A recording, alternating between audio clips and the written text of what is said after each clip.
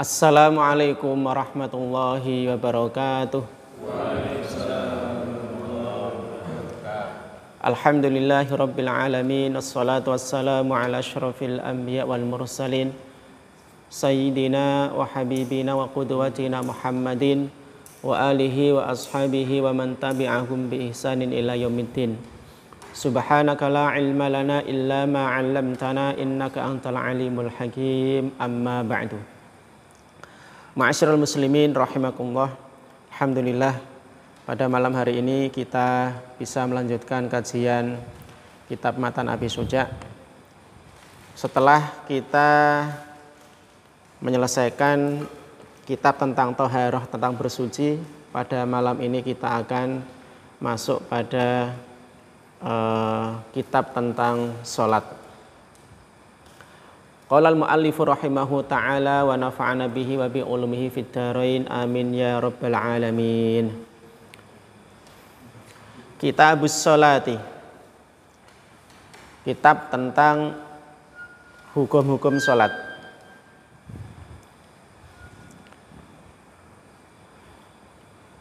Sholat ini definisinya secara bahasa artinya adalah doa. Jadi makna sholat itu secara bahasa adalah doa. Kenapa dinamakan doa secara bahasa? Karena yang ada di dalam sholat kita mulai dari takbiratul ihram sampai salam itu isinya adalah doa. Isinya adalah zikir dan doa. Ini secara bahasa. Adapun secara syariat, yang dinamakan puasa itu adalah aqwalun, ucapan-ucapan,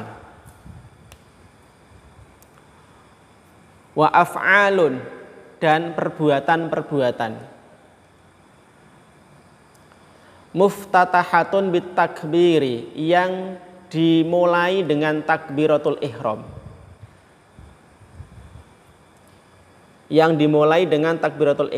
muhtatamatun bit taslimi, dan diakhiri dengan salam.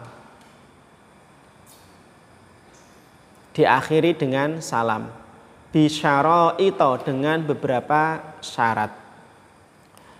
Jadi sholat secara istilah syariat adalah ucapan-ucapan dan perbuatan-perbuatan yang dimulai atau diawali dengan takbiratul ihram dan diakhiri dengan salam dengan beberapa syarat.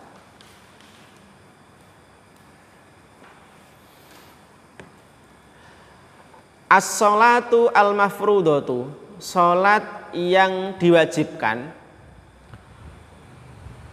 khamsun, ada 5. Jadi sholat yang wajib atau sholat fardu itu ada 5.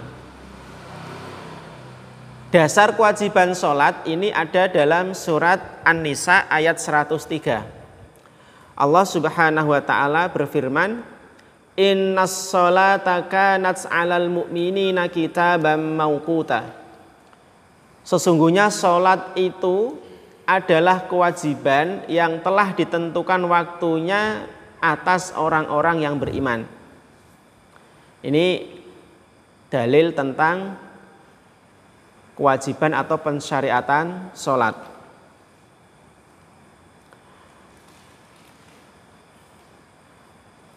Kemudian dalam hadis Rasulullah Shallallahu Alaihi Wasallam, dalam hadis riwayat Bukhari dan Muslim juga bersabda, nah ini dasar kewajiban sholat dalam hadis. Rasulullah menyampaikan bunyal islamu ala khamsin. Ini ketika Rasulullah menjelaskan tentang rukun Islam, bahwa Islam itu dibangun di atas 5 perkara. Yang pertama adalah syahadati alla ilaha illallah, syahadat bahwa tidak ada Tuhan yang berhak disembah kecuali Allah. Kemudian yang kedua, wa anna Muhammadar Rasulullah, dan Nabi Muhammad adalah utusan Allah. Nah, ini menjadi rukun Islam yang pertama. Kemudian wa iqamis shalah, ya, yang menempati urutan kedua adalah mendirikan sholat.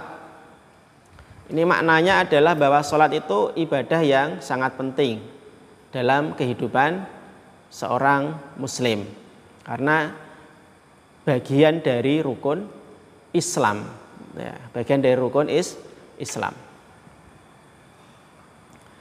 Kemudian tadi disebutkan bahwa sholat wajib itu ada 5.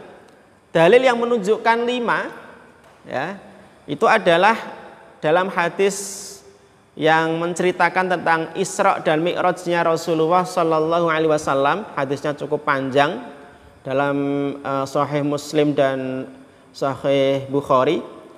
Di situ disebutkan Rasulullah menyampaikan fa faradallahu ala ummati khamsina sholatan. Maka kemudian Allah mewajibkan kepada umatku 50 kali sholat dalam sehari. Ini awalnya kan 50 yang diwajibkan oleh Allah, ya. Kemudian faraja'tuhu faqala. Kemudian Rasulullah kembali lagi kepada Allah, ya, minta keringanan. Faqala. Kemudian akhirnya Allah Subhanahu wa taala menyampaikan hiya khamsun, ya, menjadi 5 kali dalam sehari. Tapi 5 kali ini wahiyah khamsuna, pahalanya setara dengan 50 kali. 5 kali tapi pahalanya setara dengan 50 kali. Kenapa? Karena 1 kali sholat itu adalah 10. Ya. Pahalanya 10 kali 5, 50. Nah, ini yang menunjukkan bahwa kewajiban sholat bagi orang yang beriman itu ada 5. Ya, dasarnya adalah hadis tentang Isra dan Mi'raj. Kemudian ini mulai dijelaskan 5 kali sholat dalam sehari itu apa saja. Kemudian dijelaskan waktunya juga di sini. Yang pertama adalah adz-dzuhur, sholat zuhur. Sholat zuhur. Kenapa dinamakan sholat zuhur? Al-Imam An-Nawawi menyampaikan sumiyat bidzalika, dinamakan sholat zuhur li'annaha dzahiratun waston nahari, karena sholat ini dilakukan, ya, secara jelas di tengah siang, ya, jadi secara jelas, ya, dilakukan pada siang hari, di tengah hari, maka dinamakan sholatul zuhri, sholat zuhur. Wa awwalu waqtiha, awal waktu sholat zuhur itu adalah zawalus syamsi, mulai dari bergesernya matahari dari tengah langit. Mulai dari bergesernya matahari dari tengah langit. Jadi ketika matahari sampai di tengah-tengah langit itu kan namanya waktul istiwa, ya, waktul istiwa.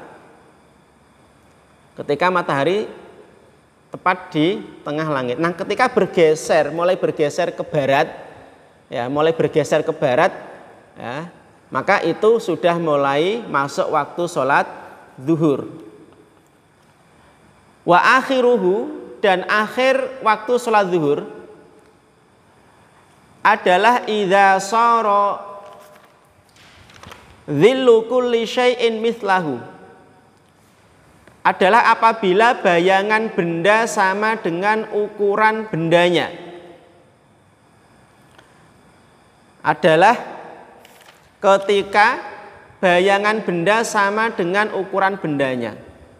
Misalnya, ya, kita menancapkan pulpen, ya, gini, bayangannya itu panjangnya sama dengan pulpen ini. Bayangan pulpen ini, ya, itu sama dengan pulpen ini. Berarti itu sudah masuk waktu zuhur sudah berakhir. Ba'da dzilliz zawal, setelah bayangan zawal. Ini waktu zuhur. Kemudian wal asru, yang kedua adalah sholat asar. sholat asar.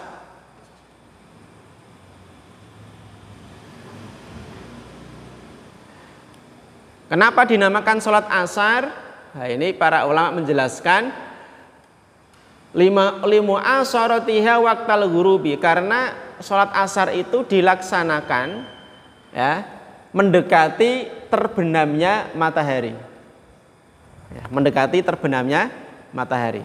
Maka dinamakan sholatul asri, sholat asar. Wa awwalu waqtiha, awal waktu sholat asar,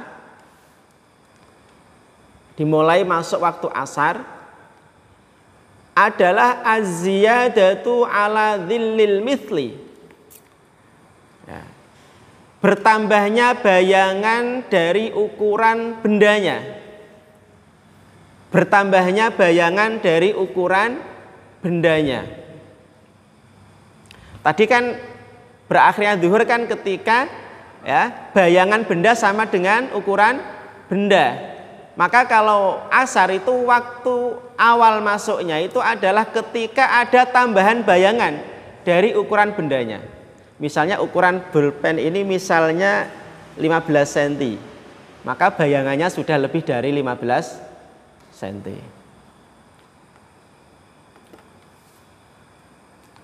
Wa akhiruhu, dan akhir waktu sholat asar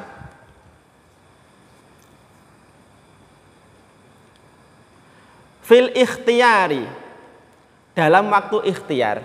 Jadi waktu sholat itu ada namanya waktu ikhtiar. Waktu ikhtiar itu waktu secara umum waktu sholat itu ada waktu fadilah. Waktu fadilah itu adalah waktu yang utama. Waktu yang utama. Nah, waktu yang utama ini ya itu adalah lamanya ya.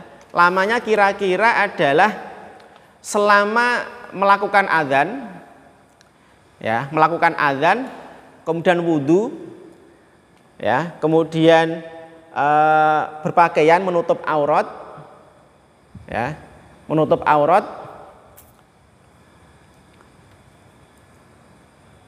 kemudian mendirikan sholat ya, termasuk mendirikan sholat qobliyah.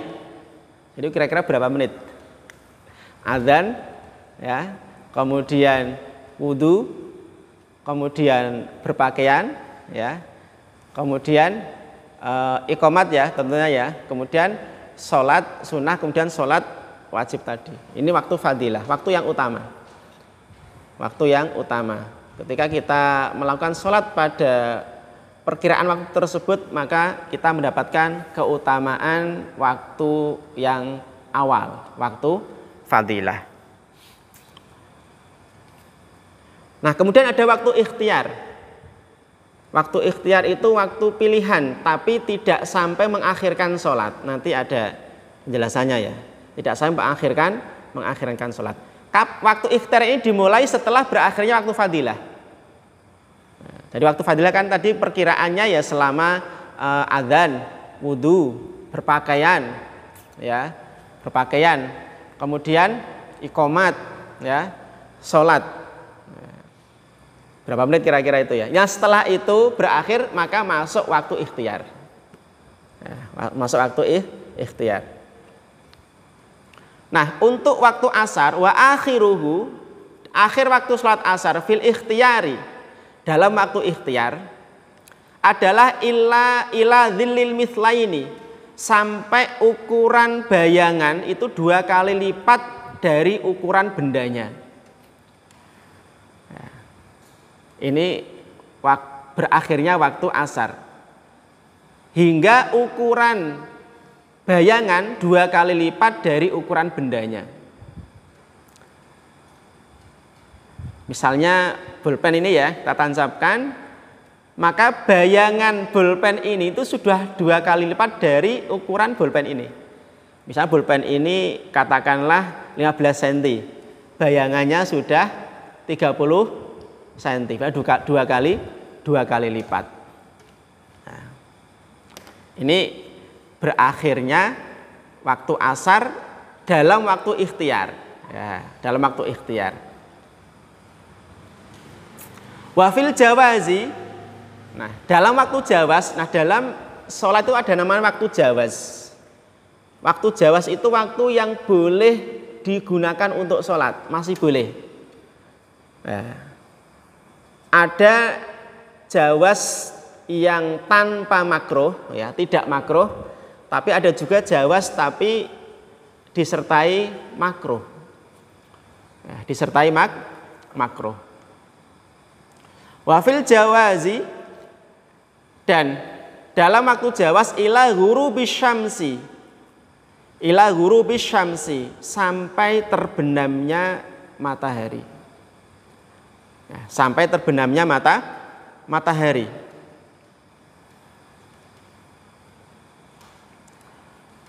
Sampai terbenamnya matahari.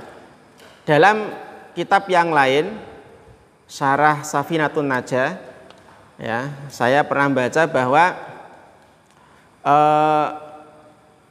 waktu jawaz yang tidak makruh untuk sholat asar itu adalah hingga langit menguning. Hingga langit menguning. Itu waktu yang boleh dan tidak makruh untuk melakukan sholat asar. Kemudian ada waktu jawaz yang makruh untuk melakukan sholat asar, yaitu mulai dari menguningnya langit tadi sampai, ya, menjelang terbenamnya matahari. Ini jawaz tapi makruh, ya, tapi makruh. Ya, sebisa mungkin jangan melakukan sholat pada waktu tersebut. Jadi menjelang terbenamnya matahari, sudah hampir masuk waktu sholat maghrib.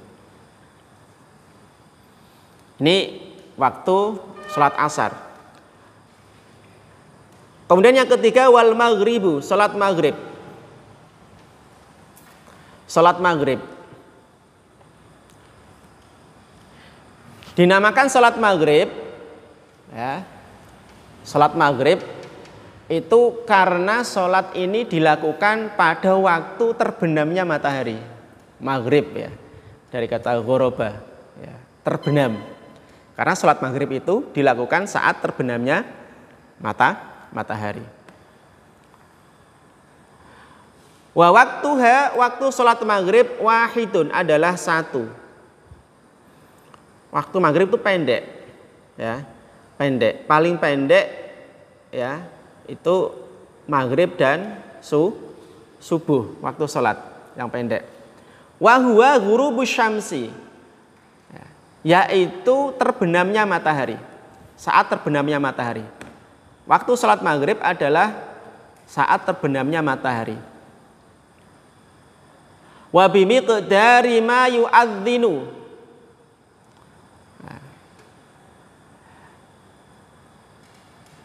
dan kira-kira selama melakukan azan. Ini lamanya waktu maghrib. Kira-kira selama melakukan azan. Wa yatawaddau, berwudu. Wa yasturul aurata, menutup aurat. Wa yuqimus sholata, iqamatus sholah. Wa yusalli khamsa raka'atin, dan sholat 5 rakaat. Ini perkiraan lamanya waktu maghrib seperti itu. Nah, kenapa 5 rakaat di sini? Yang 2 rakaat itu qabliyah maghrib, yang ketiga maghribnya.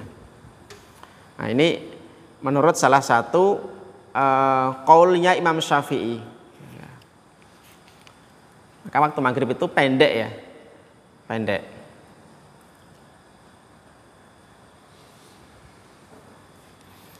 Ini salah satu yang disampaikan Imam Syafi'i dalam madhabnya, madhab jadid, ya, qaul jadidnya. Tapi pendapat yang lain dari beliau juga, waktu maghrib itu sampai, ya, sampai terbenamnya mega merah. Nah, ini yang dipakai oleh kebanyakan umat Islam. Jadi sampai terbenamnya mega merah.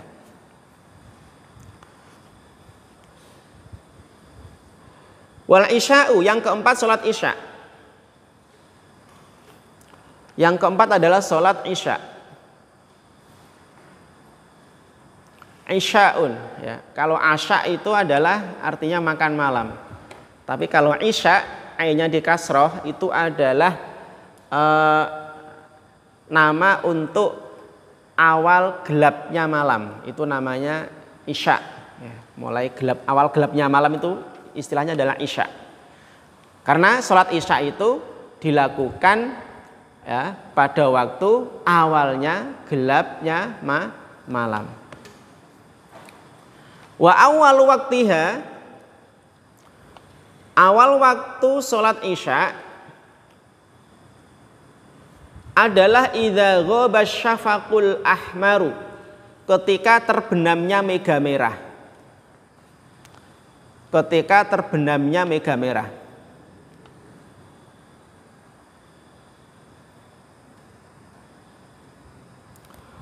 Wa akhiruhu, dan akhir waktu sholat isya fil ikhtiyari, dalam waktu ikhtiar, ila thulutsil laili, sampai sepertiga malam yang pertama. Nek sekarang masuk maghrib itu kan jam 5 lebih berapa menit ya? Di jadwal berapa menit itu? 17.33 ya. Jam 5 sore lebih 33 menit. Subuhnya jam berapa nih? Ya, jam 4 kurang 1 menit. Nah, selama waktu itu dibagi 3 coba. Ya, sepertiga malam yang pertama itu sampai jam berapa kira-kira? Mulai dari setengah 6 kurang lebih ya. Itu sampai jam berapa? Nah, akhirnya waktu isya itu adalah sampai sepertiga malam yang pertama. Ini dalam waktu ikhtiar. Ya, dalam waktu ikhtiar itu maksudnya waktu yang tidak mengakhirkan waktu sholat. Itu waktu ikhtiar. Sampai sepertiga malam yang pertama. Setengah 6 sampai jam 4 itu berapa jam kira-kira itu? Ini dibagi 3. Berarti sepertiga yang pertama itu adalah berakhirnya waktu isya. Wa fil jawazi, dan dalam waktu jawaz yang tidak makruh, ini maksudnya tetap boleh ya, tapi dan tidak makruh. Ila tulu'il fajri atsani, adalah sejak sepertiga malam yang pertama tadi berakhir itu sampai terbitnya fajar yang kedua. Maksudnya fajar yang kedua itu adalah fajar shadiq. Karena ada 2 fajar. Yang pertama fajar kadzib, yang kedua fajar shadiq. Ya, fajar kadzib dan fajar shadiq. Nah, waktu sholat isya ini ya berakhir ya dalam waktu jawaz itu sampai terbitnya fajar shadiq. Ini yang keempat. Yang kelima wasubuhu, sholat subuh. Sholat subuh.